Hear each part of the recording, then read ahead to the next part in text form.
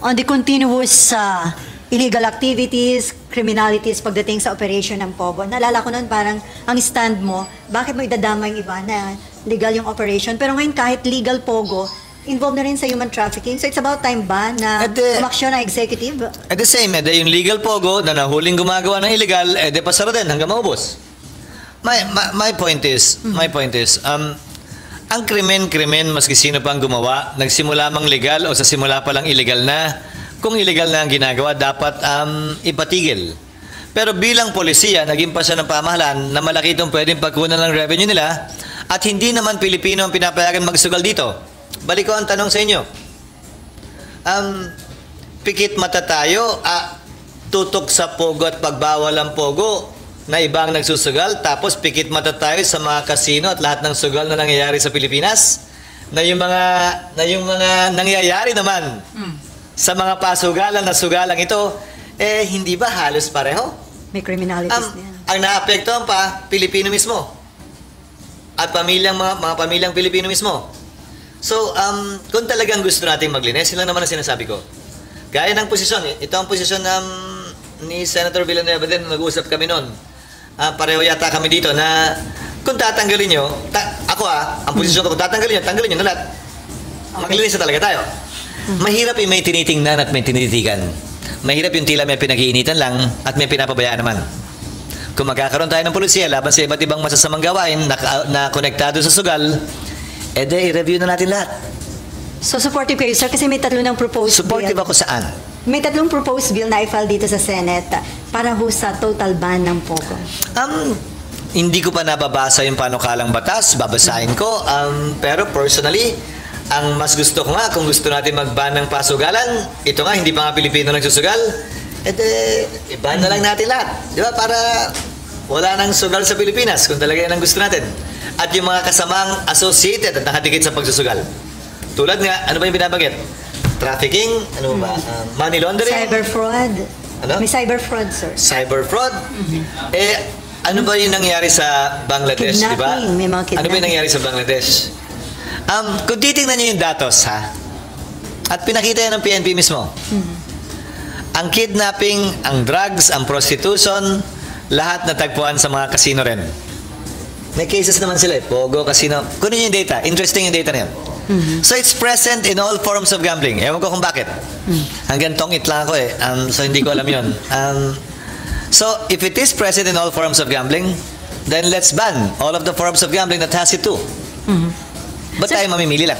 Kaya sir, ang nakakabahala, di ba? Lumilitaw na pati mga authorities, may special action task force, SAP ba, na sinasabing protector na yata nito mga Pogo operators.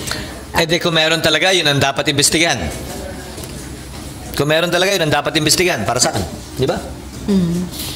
Pero yung panukalang batas, just regardless of my position on any issue, I'm only one of 24 when it comes to a vote. So, malaya akong bibigyang daan anumang panukalang batas at isa-subject ko yan sa botohan. So pati sir, yung committee report ni Senator Win na nagsusulong ng total ban under your leadership, mapapag-usapan na ito sa plenary, ma-approve? Hindi ko, again, hindi para sa, ang pag-schedule ng mga committee report depende sa majority leader at titingnan kung may handa na ba mag-interpolate. Ganun naman yun di ba? May handa na ba mag-amend? Nasa kanya na nga ba? So kung nasa kanya na, depende na lang sa schedule. Nakabinbin yata ngayon na mga bills na dapat i-schedule ay kulang-kulang 300 ba? 400? Ay, ang dami. So si Senator Tolentino, sana unawain din nyo, pangatlong araw pa lang din niya, kailangan niyang reviewin yun at basahin lahat para maayos yung agenda. Sir, bilang lawyer, dubious ba talaga yung dating tong si Bamban Mayor Alice Goo? Kahapon kasi sa hearing, lumitaw na questionable yung kanyang birth certificate, late na register, tapos yung parents niya, parang hindi alam kung nag-i-exist ba talaga yung... Oo, pero may rason para mag-alanganin tayo, pero yung presumption ay nananatili pa rin. Siya'y nakatakbo, siya'y registered voter, may passport siya, na Pilipino siya, nasa nagsasabing hindi, napatunayan yun. Para klaro, ang pwedeng mag-question ng kanyang citizenship at qualification bilang mayor sa pamamagitan ng co-warranto case ay ang Solicitor General lamang. Walang kapangyarihan ng COMELEC, i-disqualify siya sa puntong ito. Kung isususpindi man siya ng DILG, hindi ko alam kung anong rason. Baka sabihin nila, tingin nila hindi siya citizen, so dapat may basihan doon. May basihan din yun. So sir, nasa kamay Kung babalik tanawan ninyo, di ba sabi hindi daw kilala yung si Mayor. nanay? Ayun, nanay. Chinese yung tatay. But if you remember the case of Senator Grace Poe, it was a decision of the Supreme Court about being a foundling. Sa kaso ni Senator Poe, hindi nga kilala yung nanay at tatay, di ba? That's why foundling. And she was adopted by her adoptive parents, Fernando Poe Jr. and Susan Roses. But the Supreme Court declared presumptively that she is a citizen. Kasi hindi mo pwedeng i-deprive ng citizenship ang bata. Di ba? Yun ang sabi nila. So by analogy, ito may passport pa nga eh. Si Senator Grace, ginamit din namin rason yun sa kaso. Na may passport, may ID, may license, may ganun. So, patunayan yung hindi. Hindi pwedeng, hindi namin alam kung sino, kaya siguro Amerikano yan. Hindi namin alam kung sino yung nanay, yung tatay, Chinese, so Chinese siguro yan. There's a basic principle in law. He who alleges must prove the same. Yung nag-allege na hindi, dapat patunayan. Kung mapatunayan, hindi dapat tanggalin. Kasi may mga... Kasi yesterday si Senator Legarda was telling Mayor Go not to convince everybody that she's a Filipino. So you're saying it should be the other way around. The people accusing her should convince everybody that she is not a Filipino. Let me say it this way. The burden of proof is on those saying she's not. Kaya nga, kasi nga, gaya ng sabi ng COMELEC, ministerial ang pagtanggap ng Certificate of Candidacy. In fact, di sila pwede mag-disqualify. Kasi pag pinayagan mo ang COMELEC mag-disqualify, edi pag may hindi gusto ang administrasyon, di-disqualify nila. So, tama lang naman yun. Sa punto ito, nanalo na, proklamado na, ang bola ay nasa kamay na ng Solicitor General. Mag-hain ng co-warrant of petition sa korte, questioning her citizenship, questioning her qualifications, and prove in court that she's not qualified. That's all I'm saying. But the DILG can suspend her dahil ang requirement ng administrative case laban sa isang mayor ay preponderance of evidence lang o mas mababang uri ng ebidensya kumpara sa ebidensyang dapat ibigay kaugnay sa pagbabaliktad ng pagiging Pilipino ni naman. Pero sir, ang main issue pa rin kay Mayor Guo yung kanyang involvement sa POGO operation at ilang mga questionable business. Gaya ng nasabi ni Pangulong Marcos, di ba? Ni-raid na nga nila. Ang palagi ko lang tanong, sa dami ng nire-raid, bakit ba wala akong nakikitang nahuhuli? Bakit wala akong nakikitang nakakasuhan at nakukulong? Kung may ginawang krimen talaga yung mga yan, bakit deportation lang ang solusyon? Bakit walang kaso? Asan yung criminal case? May nagpapatakas daw. Ang punto ko nga, illegal ka mo. Diba? Bakit puro deportation ang dulo? Walang kasong sinasampa dito para may makulong. So kung meron man, sampahan ng kaso. Kung illegal na po yun, may kinalaman siya, dapat din sampahan ng kaso. At marahil, yun ang mas malakas na kaso para suspindihin siya. Preventive suspension man lang. Kesa yung citizenship na dapat ihain ng Solicitor General's Office. Okay. Nympha.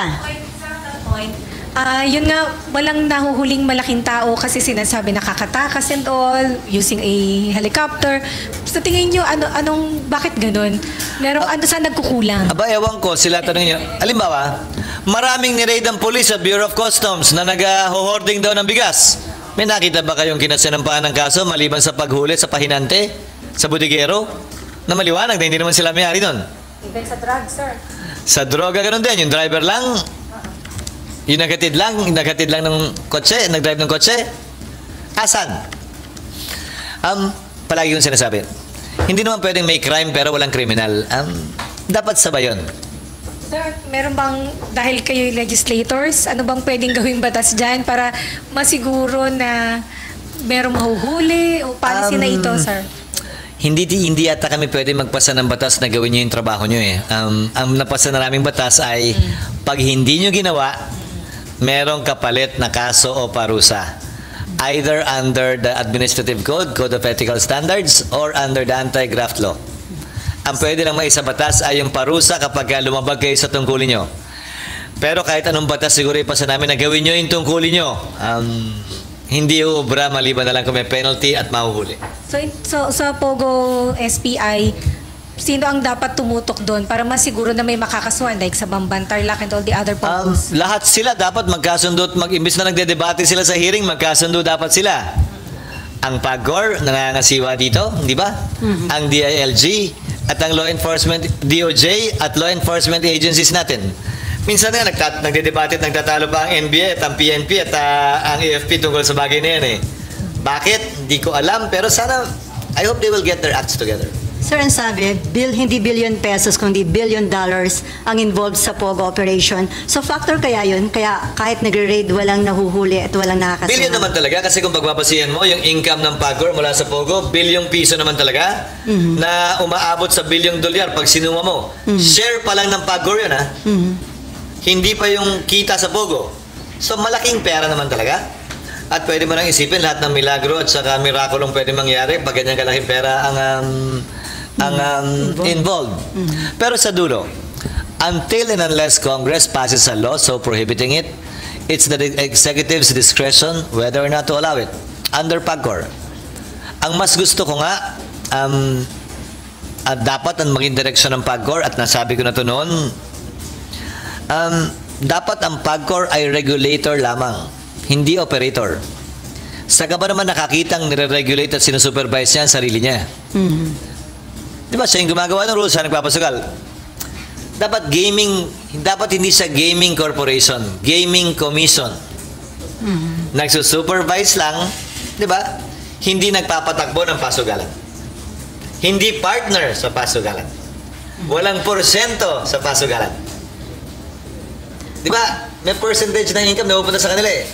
Dapat regulator lang sila, nag-supervise lang sila. Para wala sa interest nila na manatili yan kung mali na talaga. Is there a need for a legislation para i-correct yun, sir? Yes, and if at all, that's one of the things we will be looking at. Not because I became Senate President. That's always been my position. But I heard from the current President or Chairman Altenco that is indeed the direction they're trying to take and that they're selling. Right now, as a policy of the board, they're selling already the casinos they own. But I think legislation is needed to convert it really to a commission. Para yung taxes diretso sa National Treasury, hindi considered as income ng PAGCOR na GOCC na may share lang ang national government. Umani naman ito ng iba't ibang reaksyon mula sa ating mga netizens.